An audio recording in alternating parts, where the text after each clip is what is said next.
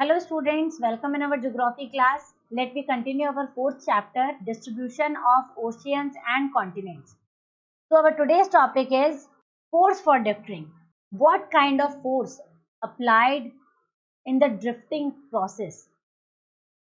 In my earlier video, I told you about a theory, continental drift theory, and some of the evidences I share with you. So here a question arises in my mind that what are the reason behind this kind of drifting?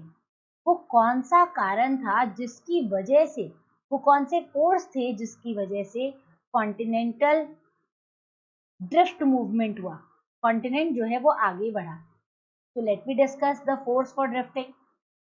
Students, Wagner suggested that the movement responsible for drifting of the continents was caused by the pole fleeing force and tidal force. Wagner ने दो तरीके के forces की बात कही और ये दो फोर्स रिस्पॉन्सिबल हैं किस चीज के लिए for the drifting of the continents और ये दो फोर्सेस कौन से हैं पोल फ्लीइंग फोर्स और tidal force. The pole fleeing or the polar fleeing force relates to the rotation of the earth. Pole fleeing force जो है अर्थ के रोटेशन से रिलेट करता है. हम सभी जानते हैं हमारा अर्थ जो है वो वेस्ट से ईस्ट की तरफ मूव कर रहा है, right? Our earth moves from the west to the eastern direction and due to this movement a kind of force generated. And you are aware that the earth is not having the even sphere. हमारा अर्थ बिल्कुल even sphere वाला नहीं है बल्कि ये bulging है. Bulging means उभरा हुआ. At the equator it is having the bulging. And why it's bulging in the equator at the equator? Due to the rotation of the earth. क्योंकि हमारा अर्थ रोटेट कर रहा है इसीलिए पोलर एरियाज पर तो ये कैसा है पोलर एरियाज पर ये इस तरीके से फ्लैटन है और इक्वेटोरियल एरिया पर ये इस तरीके से बल्जिंग है, उभरा हुआ है. और किस वजह से उभरा हुआ है? मूवमेंट की वजह से. Understood? Now the second force about which Wagner talk, the second force was the tidal force. According to the Wagner, the tidal force is occurred due to the attraction of the moon and the sun, and that develops tides in oceanic water. दूसरा force Wagner ने suggest किया है tidal force को. Tidal force क्या है? Moon और सन के attraction से जो वाटर अपलिफ्टमेंट होता है उस फोर्स को टाइडल फोर्स कहा जाता है. ओशियन का वाटर जो है उसमें टाइड्स आती हैं. And Wagner believed that these forces would become effective when applied over many million years.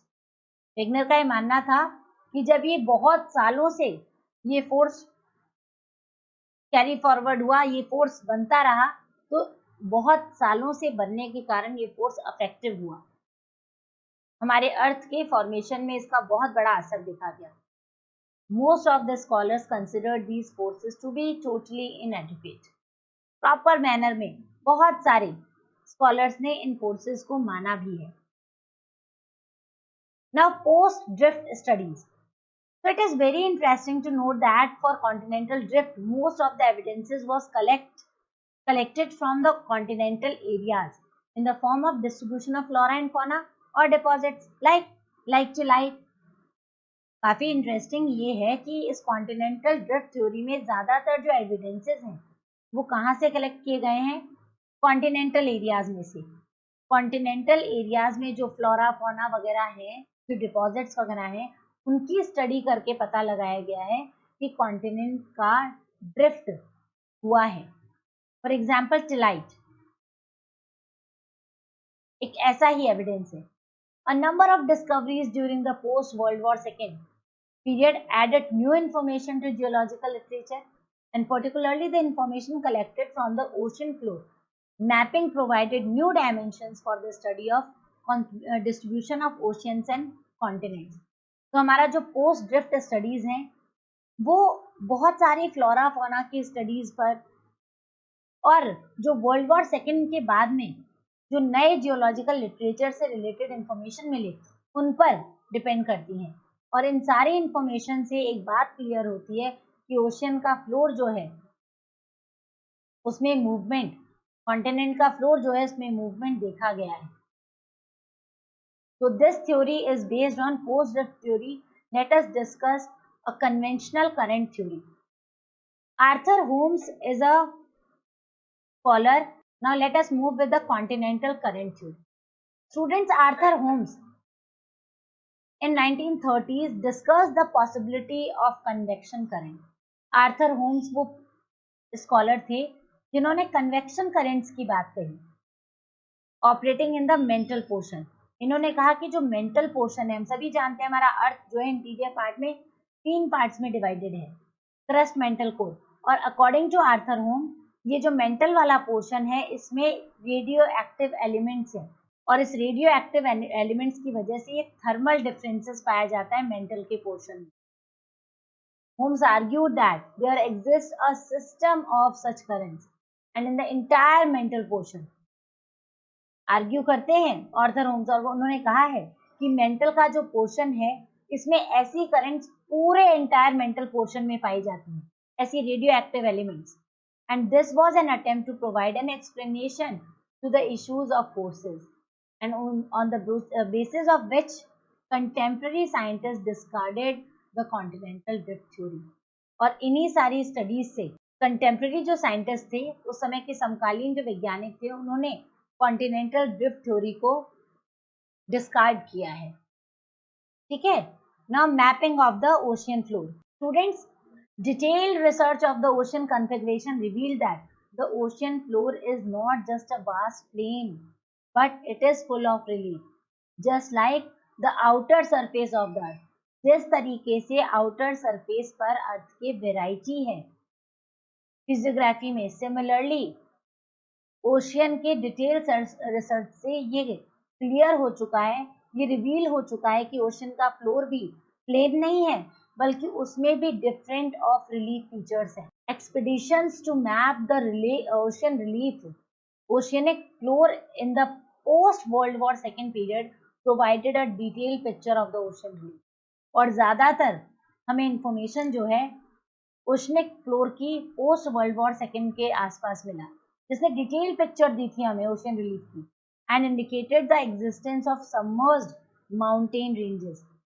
और क्लियर हुआ है कि ओशियन में सबमर्ज्ड माउंटेन रेंजेस हैं and as well as some deep trenches found and mostly located closer to the continental margin. और एक बात और क्लियर हुई है कि ज्यादातर डीप ट्रेंचेस या माउंटेन रेंजेस कॉन्टिनेंटल मार्जिन के आसपास हैं। Understood? The mid oceanic ridges were found to be most active. Ridge क्या होता है?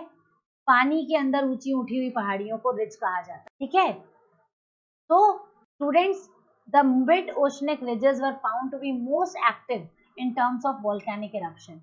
ये जो मिड ओशनिक रिजेस हैं, यहाँ इन पर ज्यादातर एक्टिव वॉल्केनो मिलते हैं, जहां पर हमेशा वॉल्केनो एक्टिव रहते हैं, इनमें ब्लास्ट होता रहता है।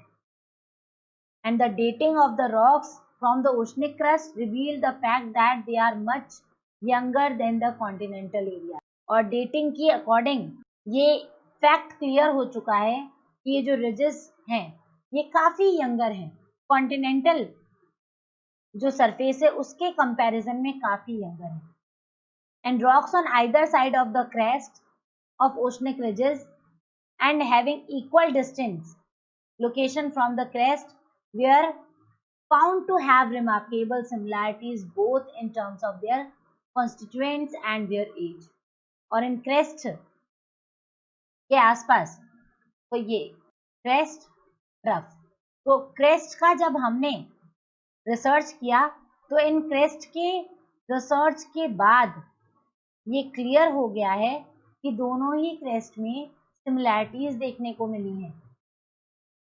Location from the crest were found to have remarkable similarities and both in terms of what, both in terms of their constituents and their age. किस चीज की सिमिलैरिटी मिली है? इनके एज की सिमिलैरिटी मिली है। ठीक है, यानी कि ओशियन में जो रिजेस हैं उनके उभरे हुए जो भाग हैं वो ऑलमोस्ट उनका एज, उनकी बनावट एक सेम पीरियड ऑफ टाइम में हुई है, राइट। तो this is all about the mapping of the ocean floor. Now let us configure, let us take the new topic ocean floor configuration। अब जरा हम लोग ओशन फ्लोर को कॉन्फ़िगर करते हैं और देखते हैं कि ओशन का फ्लोर जो है वो किस वेराइटी का है। कैसे? मैंने ये कहा कि surface of the earth is having the different kind of physiography, and as similar as the earth differentiation in physiography, the ocean is also having differentiation. So let me configure. So in this section we shall note a few things related to the ocean floor configuration, and that help us in the understanding of the distribution of continent and oceans.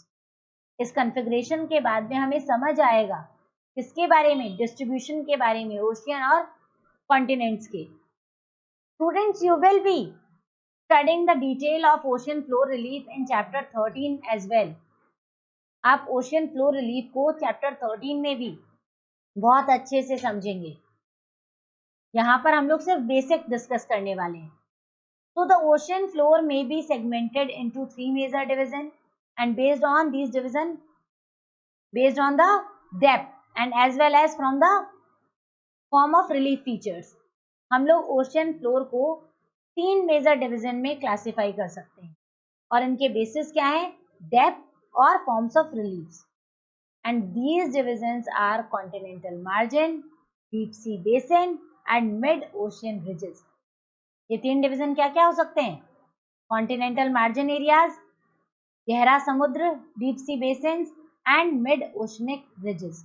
These are the 3 major divisions found in the ocean floor areas.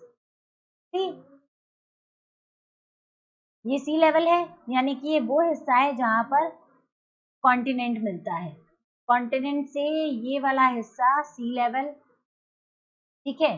फिर यहाँ पर continental shelf खत्म हो जाता है, शुरू होता है कॉन्टिनेंटल स्लोप एरिया, जहां पर कॉन्टिनेंट जो है वो ज्यादा हाई स्लोप का होता है। ये इसकी एवरेज डेप्थ है। फिर उसके बाद में शुरू होता है ओशियन का basin floor, and then this narrow deepest area is called trench. ठीक है, तो कुछ इस तरीके का डिफरेंशिएशन हमारे ओशियन के फ्लोर में नजर आता है। कॉन्टिनेंट से जुड़ा हुआ भाग क्या कहलाता है, कॉन्टिनेंटल शेल्फ कहलाता है।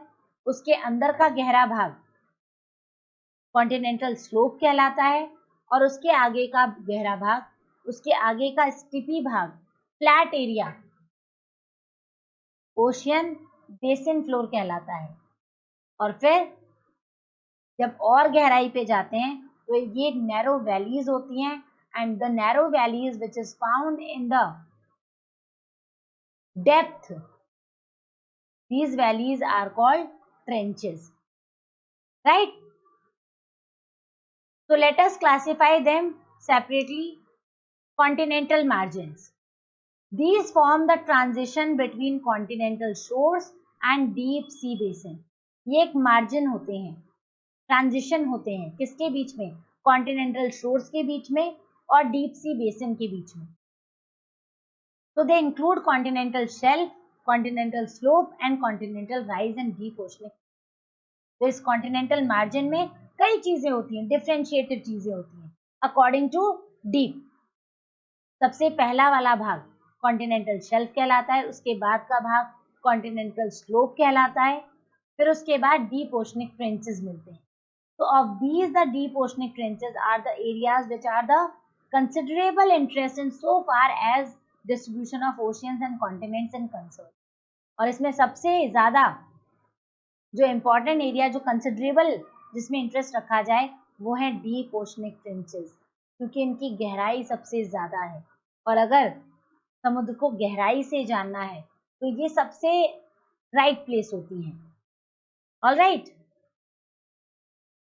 Now let's move to the second classification, abyssal plains. These are extensive plains that lie between the continental margins and mid-oceanic. जो mid-oceanic ridges होते हैं और continental margin, इसके बीच का हिस्सा जो है वो abyssal plains के नाम से जाना जाता है. And the abyssal plains are the areas where the continental sediments that move beyond the margins get deposited. ये वो वाला इलाका होता है जहाँ पर समुद्र में समुद्री लहरों का डिपोजिशन होता है और एक फ्लैट लैंड जनरेट होता है समुद्र की गहराई में, उसे कहते हैं अबेसल प्लेन्स.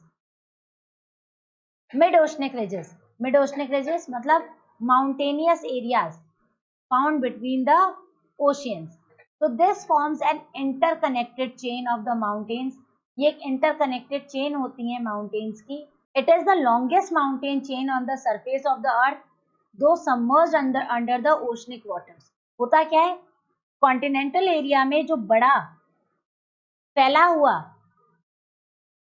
माउंटेन चेन होता है वो उसी का कुछ भाग सबमर्ज हो जाता है ओशियन में और इसी को कहते हैं ridges.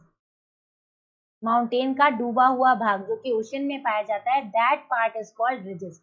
So it is categorized by a central drift system at the crest of fractionated plateau and flank zone. ये सेंट्रल ड्रिफ्ट सिस्टम में, क्रेस्ट में, फ्रैक्शन प्लेटूज में या फिर फ्लैंक जोन में पाया जा सकता है. ठीक है. So the rift system at the crest is the zone of intensive volcanic activity. जो रिफ्ट सिस्टम होता है क्रेस्ट का वो इंटेंसिव वॉल्केनिक एक्टिविटी वाला होता है, यानी कि इन पार्ट्स में, इन रिजेस पार्ट में, क्रेस्ट एरियाज में हाई वॉल्केनिक डिस्टर्बेंसेस अपीयर होते हैं. और वॉल्केनिक एक्टिविटीज को हमने प्रीवियस चैप्टर में अच्छे से एग्जामिन किया है. तो you have been introduced to this type of volcanoes as mid oceanic volcano. आपको पता है कि किस तरह के वॉल्केनो किस जगह पे आते हैं. ठीक है. तो हम इस पे ज्यादा डिस्कशन नहीं करेंगे. यहाँ सिर्फ हमको शेप देखना है. ठीक है. डिस्ट्रीब्यूशन देखना है फिजियोग्राफी का ओशियन में. So this entire thing is related to the continental drift theory. Hope you understand the entire theory well. Thank you and have a nice day.